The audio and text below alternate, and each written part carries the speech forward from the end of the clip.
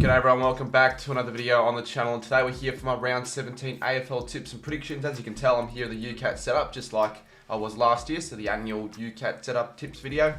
We'll review round 16 for the starters, and I just realised this now, I bloody forgot to tip. I don't even know how. I guess it doesn't really matter considering, look, I was never going to win any tipping competition, but I'll tell you who I actually tipped if you watched the video last week. So I actually did tip Brisbane by, I don't know, I think it was like 3 goals. Obviously, they ended up winning it by like 81 points. So I did tip the Lions. I did get that one right, realistically. I tipped Sydney in this game as well. There was a draw. I was pissed off because, I mean, it doesn't matter now since I didn't forget any of the tips. But if I would have tipped that game, it would have been a bit annoying. I was a little bit annoyed considering most people did tip Geelong. I could have gotten an extra one up there. I tipped Adelaide, and then I tipped the Bulldogs. Obviously, you can tell in the last video, I'm not lying or anything like that. But I did tip Gold Coast and Essendon in the last tipping video, which was really poor considering that, well, for starters, the Gold Coast tip was one of the worst tips I've made in quite a while. And I don't know, I just thought, well, look, big occasion for the Suns, a sellout crowd against the Adelaide and Collingwood. They, lifted the occasion, possibly win. They got smashed from the get-go. Essendon quite easily could have beaten Port Adelaide. They lost after the Sirens, so couldn't have gotten any closer. Hawthorn beat Carlton. I tipped the Blues. Did I think they would win by that much? No, I didn't. Johan's got the job done at Teo Trager in a very low-scoring, scrubby game by 2 points, so I got that one wrong. And then this one, well, look, I could have easily gotten it wrong, to be honest with you. St Kilda just got the job done over West Coast. Now, I don't think the big calls were the best for this week, but we'll go through them anyways. Let's bring down the mic a little bit. Use the boom arm. Let's do this. All right, anyways, we'll start off with Brisbane v Richmond. I said that the Lions would score 18 or more behinds. They've been pretty inaccurate at the last few weeks, but they only scored a 14, 20 goals, 14, so off by 4 there.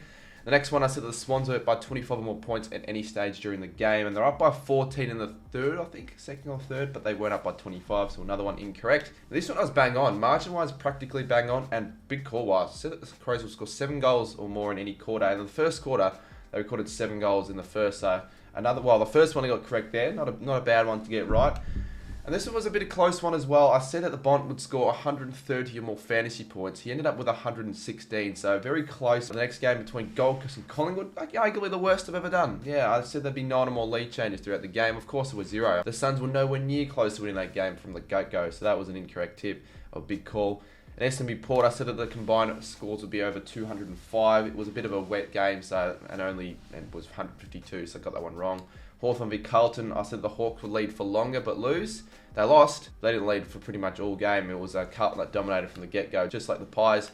Melbourne v GWS, I said that Cozzy Picker would kick 5. The Demons only managed to kick 5. That was a pretty poor one to get right. He only kicked 1 goal 2, and another terrible one. A few of these big calls have been terrible. I mean, I said that King would kick 6 against West Coast. He really should have. He only kicked the 1 though. So, yeah, the big call punishment. We'll have a look to see which one got the most liked. I think it was from AFL Legend, and this one's a pretty funny one, to be honest with you. This one I can maybe get done at the next neutral game I-10. And the punishment is at the gates of the MCG, hold up a sign saying West Coast 2023 Premiers and ask people who agree with you. Now, before we do get into my tips for round 17, I did complete another punishment on the weekend with Jakey Rippon and Xavier. And for some of the game, we rocked up in Renegades gear and we're just, acting like idiots, yelling how's that when, there was a hole in the ball call. So enjoy the clips.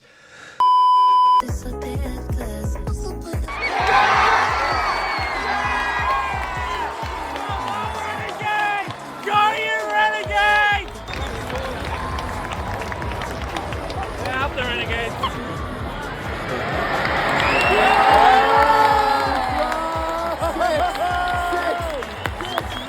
Help me, someone on fire!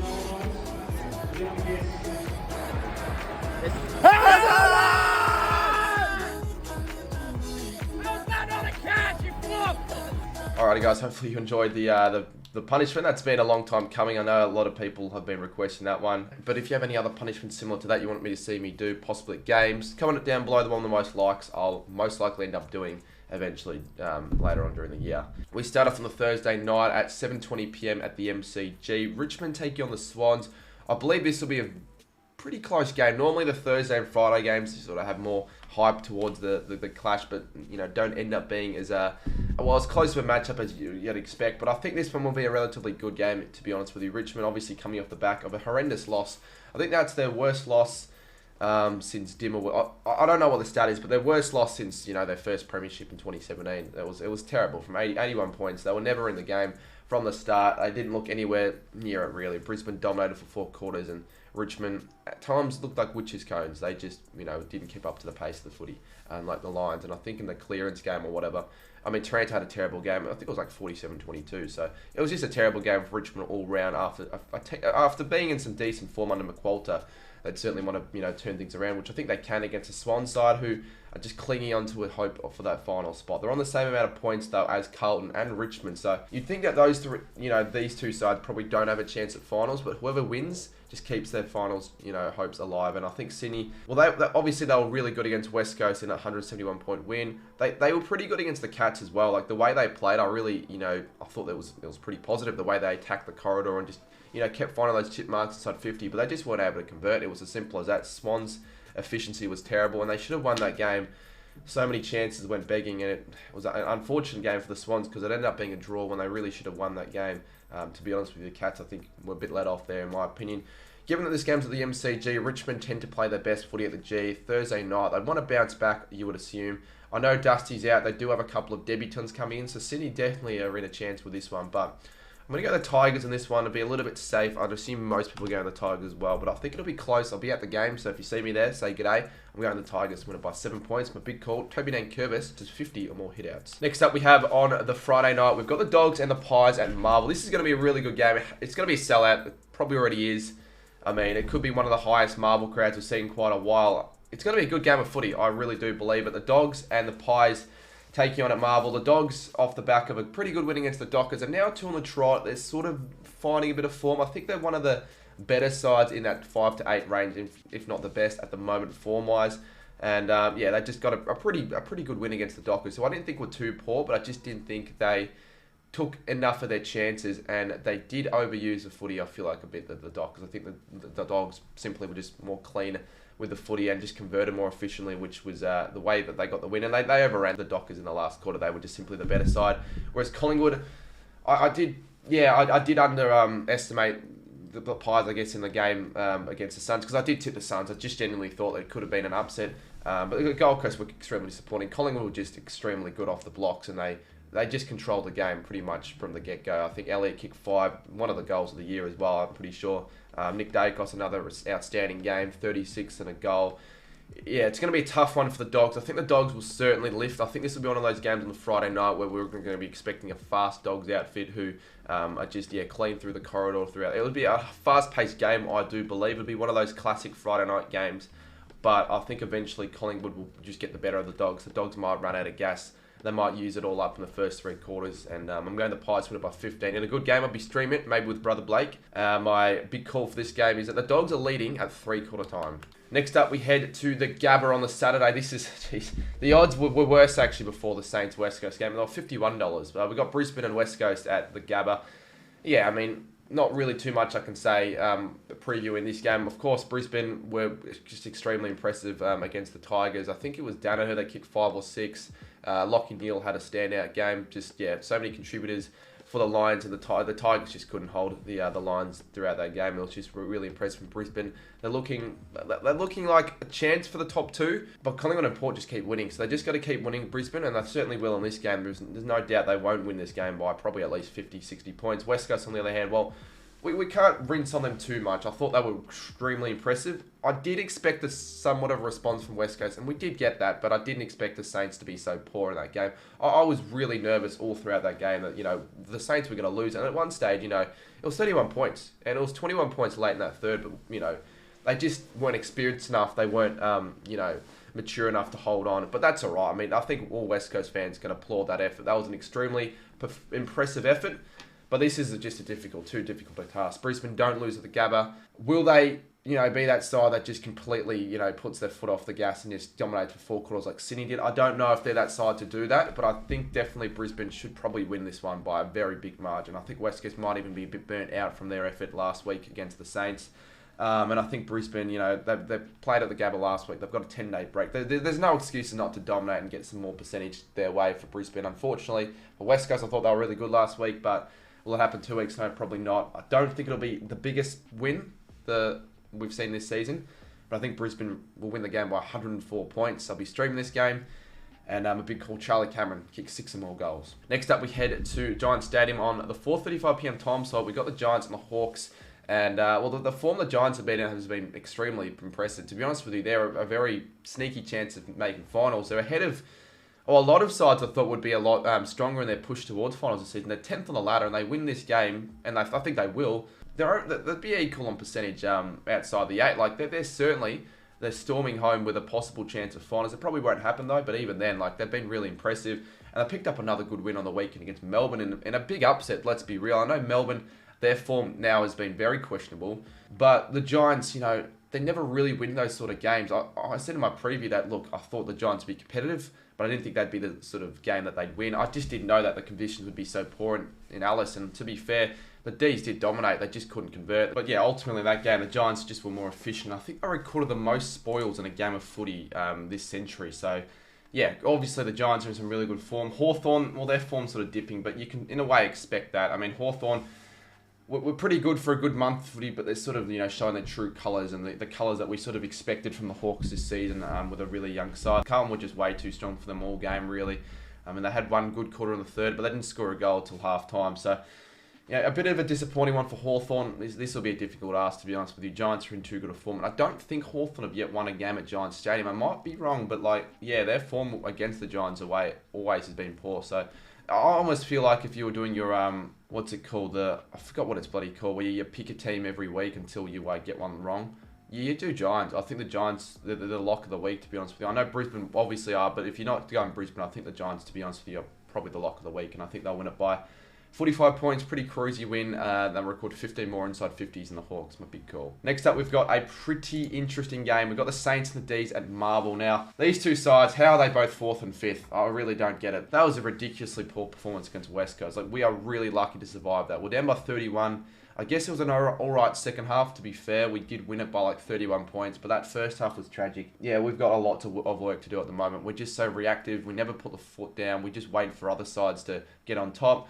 And it's a big problem now from St Kilda. Their form can really, I can really see St Kilda dropping out, which would be really disappointing given where they were at earlier this season. Melbourne as well. I mean, they're a side that really should be competing for the flag, not treading water where they are right now. Their form has been poor. 4 out of the 6 games they've played have been losses. That terrible game against the Giants, although they weren't terrible in the contest or anything, they're just efficiency and their ability to convert and their connection between midfield and forward. Obviously, there's an issue with that, and Fritsch now being out makes it even more difficult because he was one of their better forwards all season. It's going to be a relatively intriguing battle because obviously St Kilda, they're terrible, and it's hard to see them winning many games if they're putting up that performance against West Coast. But I really do think they'll see a response from St Kilda. We could see maybe a game where we go out and score a big score. Realistically, I don't think that's going to be the case because both sides of their scoring lately has been terrible. Melbourne's especially. I just see it being one of those games where St Kilda have every right to have a chance of winning to go into the 4, but Melbourne, as better they've been, and I just think they're the better side, simply put, and I think they'll win it by, I don't know, by 19 points. I hope we get the job done. It's going to be one of those strange games of footy. It could be a good one, it could be a bad one. It'll probably be a bad one, to be honest, but big call. Both sides score under 75 points. Next up at the Adelaide Oval, we've got the Power and the Suns. I'm surprised the odds are not more towards the Power, to be honest with you. The Suns were extremely disappointing on the weekend. Jesus Christ. I mean, they had a chance to really prove it to the competition that they were a side really capable of, making that push towards finals this season. But now it almost seems impossible for them to make finals. Realistically, it's not going to happen, is it? And Port continue to win. They just continue to find ways to win. Another close win. And it's just my goodness, I just thought that game, because I tipped Essendon, I really thought, okay, I was going to get a really good upset tip correct. But they just keep fighting the Power. They just keep finding a way to propel themselves over the line, and just the clutch moments. Dan Houston, 55 metres out, wet footy. He probably kicks that 1 times out of 10 or whatever it is, and he kicks it flush, goes over the line. I was there. It was incredible. There'll be a video on it tomorrow, of the whole experience and all that. But geez, Port Adelaide, they're good this season. They're good. Their percentage, 118.4, is the 5th best of the comp, yet they're still just getting all these wins. It's sort of in a way like the Collingwood of last year. But at the same time, they're also capable of smashing sides. And I think this will be one of those games where they're not going to completely obliterate Gold Coast. But Port always have the grudge over the Suns. They've always have.